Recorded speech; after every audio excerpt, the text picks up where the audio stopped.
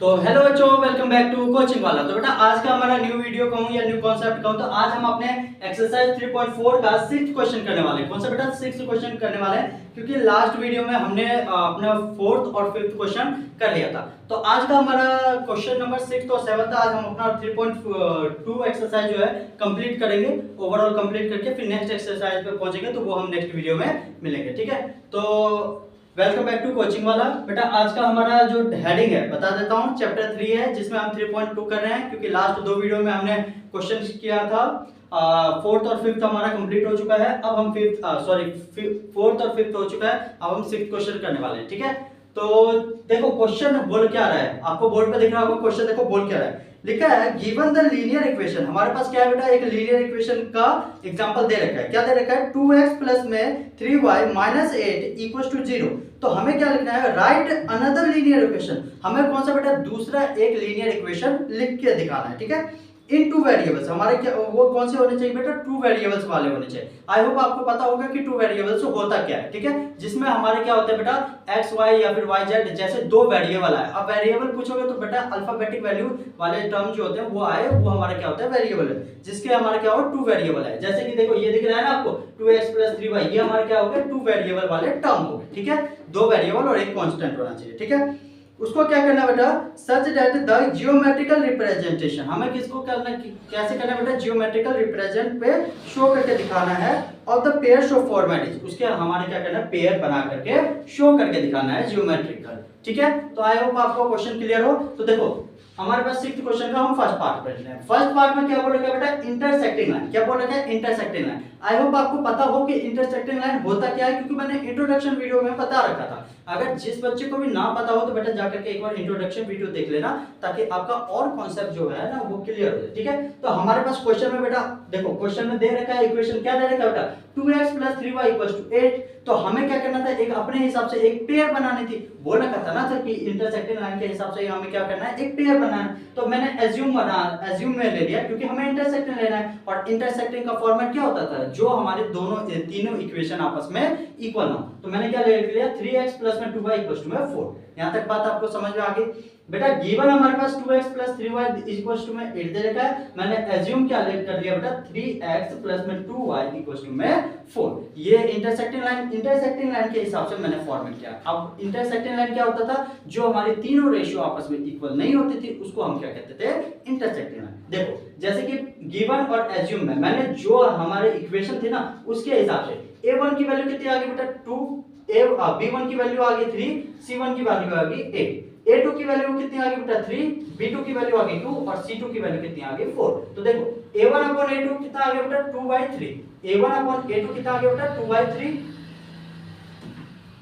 उसी तरीके से हमारी क्या आ गई बेटा, b1 अपॉन b2 क्या आ गई बेटा 3/2 और c1 अपॉन c2 कितना आ गया बेटा 8/4। आई होप आपको क्लियर हो। देखो a1 अपॉन a2 की वैल्यू 2/3, b1 अपॉन b2 की वैल्यू 3/2 और c1 अपॉन c2 की वैल्यू कितनी आई 8/4। तो यहां से तो मुझे पता चल रहा है, अगर रेशियो के फॉर्म में चेक करूंगा तो ये तीनों रेशियो के फॉर्म में, a b और c के रेशियो के फॉर्म में हमारी तीनों तो रेशियो इक्वल हो नहीं रही है, क्योंकि तीनों हमारे क्या है बेटा, नॉट इक्वल टू आ रही है, या फिर इक्वल है ही नहीं, नॉट इक्वल टू है। ठीक है, तो उस हिसाब से हमारी पेयर क्या बनी, a1 upon a2 not equal to b1 upon b2 not equal to c1 upon c2। ऐसा इसलिए क्योंकि हमने क्या लिया था, गिवन तो दे रखा था, हमने एज्यूम क्या बनाया था बेटा 3x plus 2y equals to 4, क्योंकि हमें इंटरसेक्टिंग लाइन जो है ना वो जियोमेट्रिकल शो करके दिखाना था। ठीक है, तो हमने इसलिए ये अपना एज्यूमेशन लिया था। अब देखो अकॉर्डिंग टू ये हमारे पास क्या था, इक्वेशन के अकॉर्डिंग टू हम एक टेबल बनाएंगे।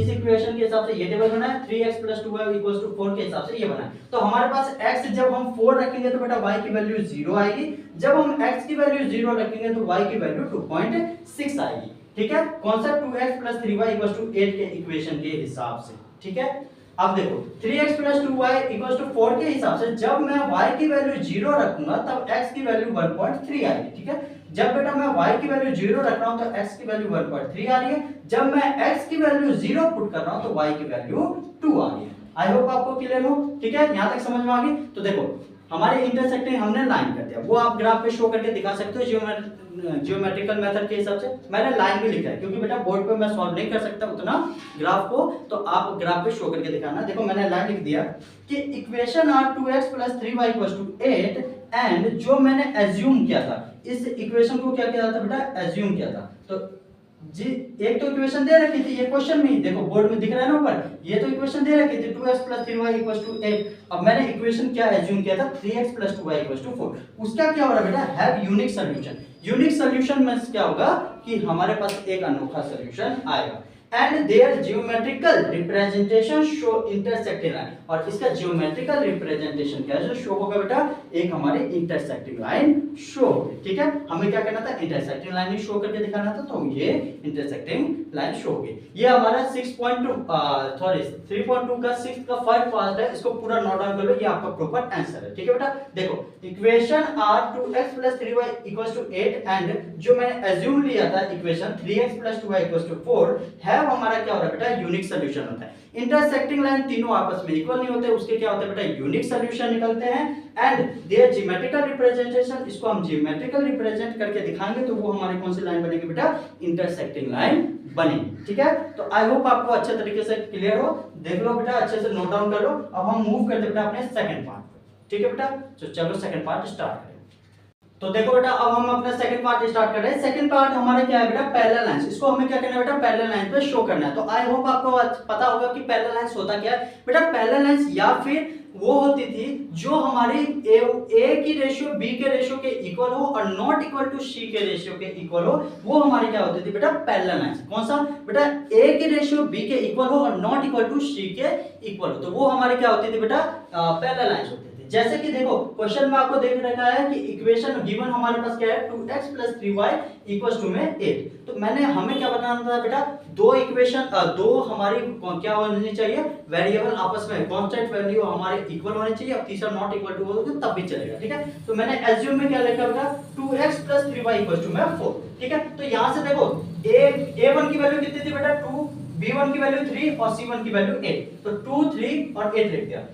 अब देखो जो मैंने एज्यूम इक्वेशन लिया था ना, उस हिसाब से a2 की वैल्यू 2, b2 की वैल्यू 3 और c2 की वैल्यू कितनी, c2 की वैल्यू कितनी है बेटा, 4। तो मैंने ये लिया, देखो 2 से 2 कट गया तो 1 बच गया। ठीक है, तो 2/2 हो गया, ये इक्वल हो रहा है किसके बेटा, 3/3, ये भी कट रहा है तो 1 के इक्वल है। मतलब देखो ये a की इक्वेशन a1/a2 जो इक्वल हो रहा है b1/b2 नॉट इक्वल टू हो रहा है बेटा c1/c2। ठीक है, तो रेशियो क्या बनी बेटा, a1/a2 = b1/b2 not equal to c1/c2। I hope आपको क्लियर हो। तो देखो इक्वेशन के हिसाब से मैंने क्या बनाया बेटा, एक अपना टेबल बना लिया। तो टेबल बनाएंगे जब बेटा आप 2x + 3y इस इक्वेशन के हिसाब से, कौन सा जो गिवन हमारा दे रखा था ना, उस इक्वेशन के हिसाब से जब आप y की वैल्यू 0 पुट करोगे तब आपकी x की वैल्यू कितनी आएगी बेटा, 4 आएगी। ठीक है, जब आप y की वैल्यू 0 पुट करोगे तब x की वैल्यू 4 आएगी, जब आप x की वैल्यू 0 पुट करोगे तो y की वैल्यू 2.6 आएगी। ठीक है, आई होप क्लियर हो। अब देखो जो मैंने एज्यूम लाइन बना लिया था 2x +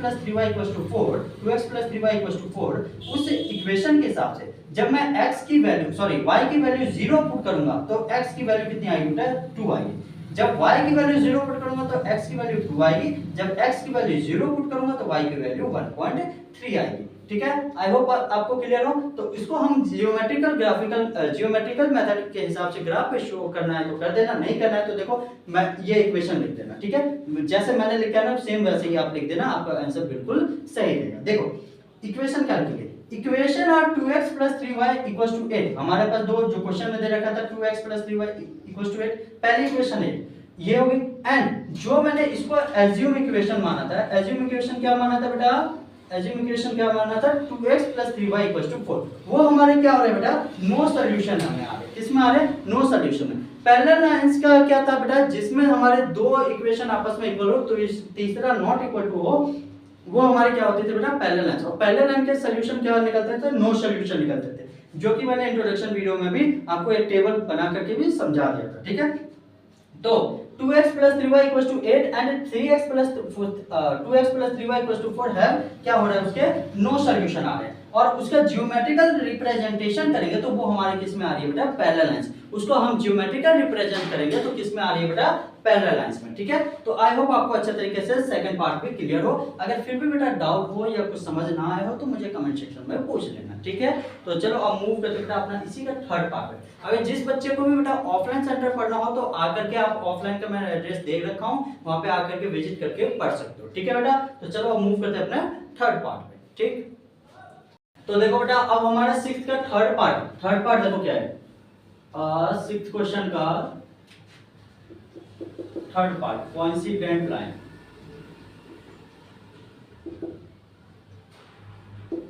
कोइंसिडेंट लाइन, ठीक है, हमें बेटा क्या करना है, कोइंसिडेंट लाइन को प्रूव करके बताना है ग्राफिक ज्योमेट्रिकल रिप्रेजेंटेशन के हिसाब से। ठीक है, तो देखो हमारे पास आपको क्वेश्चन में दिख ही रहा है, गिवन में हमारे पास इक्वेशन क्या दे रखा है बेटा, 2x + 3y = 8। इस बार बेटा हम एज्यूम क्या कर रहे हैं, इक्वेशन इस बार चेंज कर रहे हैं। ठीक है, क्योंकि हमें क्या करना है, कोइंसिडेंट लाइन क्या होती थी बेटा, जो तीनों रेशियो आपस में इक्वल होता है उसको हम क्या कहते थे, कोइंसिडेंट लाइन। ठीक है, तो इक्वेशन इस बार हम पूरा चेंज करेंगे, क्योंकि कोइंसिडेंट लाइन का रूल था क्या, जब हमारे तीनों इक्वेशन आपस में इक्वल होता है वो हमारे क्या होती थी बेटा, कोइंसिडेंट लाइन होती थी। तो उस हिसाब से हम करेंगे, तो मैंने एज्यूम इस बार क्या इक्वेशन माना, 4x + 6y = 16। तो देखो a1 b1 और c1 की वैल्यू आपको पता ही है, a1 की वैल्यू कितनी है 2, b1 की वैल्यू 3 और c1 की वैल्यू कितनी आ गई 8। मैंने ऊपर ऊपर लिख दिया। अब देखो a2 की वैल्यू कितनी आई बेटा 4, b2 की वैल्यू 6 और c2 की वैल्यू कितनी आई 16। तो देखो a1/a2 की वैल्यू कितनी है 2/4, b1/b2 की वैल्यू कितनी है 3/6, c1/c2 की वैल्यू कितनी है 8/16। तो यहां से कट गया तो क्या आ गया बेटा 3/2, 3/2 और 3/2। रेशियो क्या हो रही है बेटा, a1/a2 इक्वल्स टू में b1/b2 इक्वल्स टू में c1/c2। मतलब कि ये पूरी इक्वेशन जो है, ये पूरी दोनों लाइन लीनियर इक्वेशन जो है वो हमारी क्या है, दोनों इक्वल है, दोनों इक्वल है। क्या है बेटा, दोनों इक्वल है। तो इसके हमारे जो सॉल्यूशंस निकलेंगे ना, बहुत सारे सॉल्यूशंस निकलेंगे, क्योंकि दोनों इक्वेशन हमारी इक्वल है ना, तो बेटा आप x y की वैल्यू कुछ भी पुट करके कितना भी निकाल सकते हो वेरिएबल। ठीक है, तो यहां तक आपको समझ में आ गई। तो देखो टेबल के हिसाब से मैंने जो गिवन टेबल था, गिवन टेबल के हिसाब से 1 मिनट होगा, इसका भी सेम निकलेगा।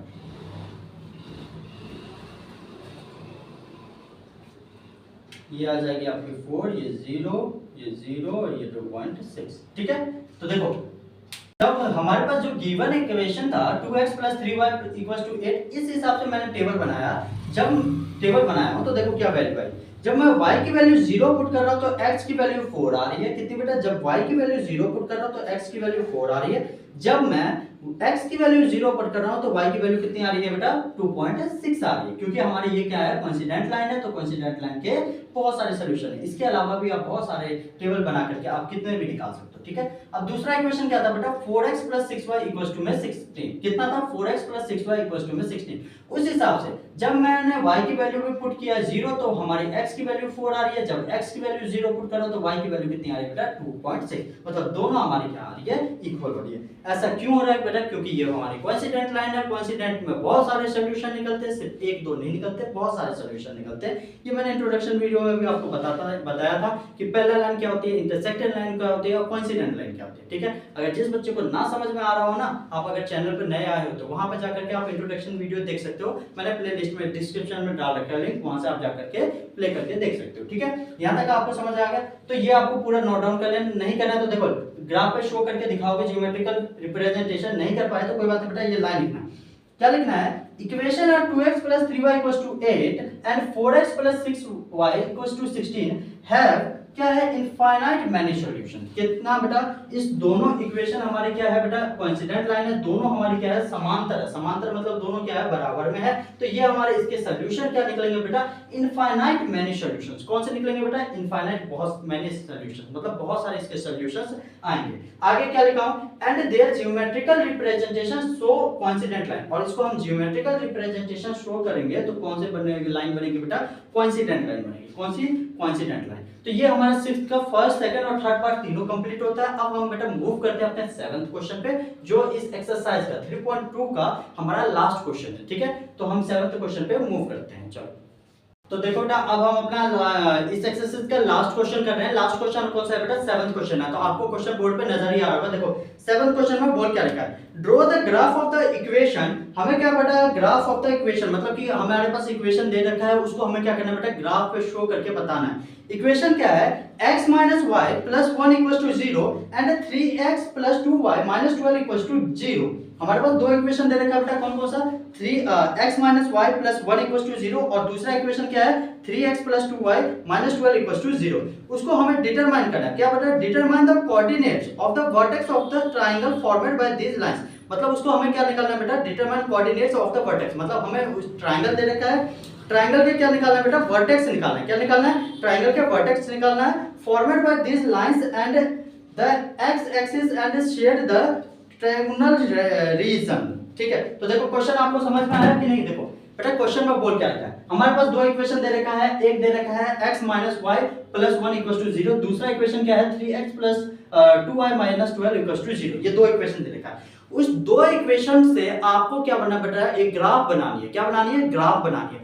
ग्राफ में बनाने के बाद उस पे एक है ना शेप जो बनेगी ना बेटा, वो ट्रायंगल शेप में बनेगी। उस ट्रायंगल शेप का कैसे कैसे बनेगी, वो आपको ट्रायंगल शेप बनाना है और उस बनाने के बाद उस ट्रायंगल को क्या करना है बेटा, पेंसिल से शेड करना है। आई होप आपको क्वेश्चन अच्छे तरीके से क्लियर हो। फिर बता देता हूं बेटा, ये ग्राफ वाले क्वेश्चन है। ग्राफ वाले क्वेश्चन मैं बोर्ड पे तो समझा नहीं सकता, तो आप अपने ग्राफ पे अच्छे तरीके से कर देना। मैं पूरा आपको सोल्यूशन अच्छे तरीके से समझा दे रहा हूं, ठीक है। आप ग्राफ पे अच्छे तरीके से कर सकते हो, ठीक। चलो, अगर नहीं भी आया ना ग्राफ वाले, तो इंट्रोडक्शन वीडियो में जाकर के आप देख सकते हो, वहां पे ग्राफ मैंने शो करके बताया था, तो वहां से आप जाकर के कर लेना, ठीक। तो देखो कैसे करेंगे। हमारे पास पहले मैंने क्या बनाया बेटा, क्यों हमें देखो सिंपल सी बात है, हमें क्या करना है बेटा, एक उस पे ग्राफ पे शो करना है। ग्राफ पे शो करने के लिए हमें नॉर्मली क्या चाहिए होता है, टेबल बनाना पड़ेगा। तो मैंने टेबल बनाया बेटा, x minus y plus 1 equal to 0 के हिसाब से मैंने टेबल बनाया, ठीक है। तो जब मैं x की वैल्यू 0 पुट कर रहा हूं तो y की वैल्यू 1 आ रही है। जब मैं y की वैल्यू 2 पुट कर रहा हूं तो x की वैल्यू 1 आ रही है। जब मैं x की वैल्यू 3 पुट कर रहा हूं तो y की वैल्यू कितनी आ रही है, 4 आ रही है बेटा। जब y की वैल्यू 0 पुट कर रहा हूं तो x की वैल्यू कितनी आ रही है, -4। आई होप आपको अच्छे तरीके से क्लियर हो। अब देखो दूसरा इक्वेशन क्या था, 3x plus 2y minus 12 equal to 0। इस हिसाब से जब मैं x की वैल्यू 0 पुट कर रहा हूं तो y की वैल्यू कितनी आ रही है बेटा, 6 आ रही है। जब मैं x की वैल्यू 3 पुट कर रहा हूं तो x की वैल्यू 2 पुट कर रहा हूं तो y की वैल्यू 3 आ रही है। जब y की वैल्यू 0 पुट कर रहा हूं तो x की वैल्यू कितनी आ रही है, 4 आ रही है। आपके पास ये आ गया। अब देखो नॉर्मली और कुछ नहीं करना है, आपको क्या करना है, सिंपल सा एक ग्राफ बनाना है। ये आपका ग्राफ बनेगा, ठीक है। ये हमारा क्या होता है, x टर्म, ये होता है y टर्म, ये होता है माइनस का x टर्म, ये होता है माइनस का y टर्म। ये तो आपको पता ही होगा। ये कुछ पॉइंट होते हैं 1 2 3 4 करके, ये -1 2 3 4 प्लस 1 2 3 4 और ये -1 2 3 4। अब बोला क्या था, x में 0 और y में 1 जाना है। x में बेटा 0 और y में 1 जाना है, तो ऊपर ऐसे ही करके कुछ जाओगे। अब क्या दूसरा देखो 1 और 2 बोला था, तो x में हमें कितना लेना है 1 और y में कितना लेना है 2। तो यहाँ पे तो ये देखो यहाँ से यहाँ तक ऐसे करके कुछ पॉइंट बनेगा, तो ये हमारा बीच में एक पॉइंट बन गया। तो इस हिसाब से आपकी बेटा क्या बनेगी, एक ट्रायंगल बनेगी। तो ट्रायंगल को आपको क्या करना है, उसमें पेंसिल से शेड करके शो करना है। तो देखो ट्रायंगल मेरा क्या है, ABC। तो उस हिसाब से ट्रायंगल ABC के हिसाब से वर्टेक्स क्या क्या बनेगी। तो देखो वर्टेक्स का मतलब समझे बेटा, ये हमारी क्या होगी, एक ट्रायंगल होगी। ट्रायंगल क्या होगी, A B और C, ठीक है। ट्रायंगल ABC के हिसाब से वर्टेक्स A की वैल्यू कितनी आ रही है, 2 और 3। मतलब कि हमारी जो A की जो वैल्यू आ रही है ना बेटा, मान लो कि A आपकी यहाँ बनेगी ना, तो A की यहाँ पर बनने के कितना बेटा 2 और 3 का मतलब क्या हो गया, 2 और 3 का मतलब क्या हो गया कि ये 2 जो है ना बेटा x की तरफ है और 3 हमारे क्या है, y की तरफ है। 2 मेरा किस पे है बेटा, x के तरफ, इस पे है 2 और y किस पे है, 3 पे। तो ये होगी, तो ये पॉइंट क्या होगी, a पॉइंट होगी। a से क्या बन गई 2 3, तो यहां से ऐसे करके कुछ कटेगा, ठीक है। अब देखो b बोल रखा है, b कितना है बेटा, b कितना है -1 और 0। मतलब कि -1 और 0 का मतलब क्या हो गया कि x की वैल्यू -1 है और y की वैल्यू कितनी है, 0।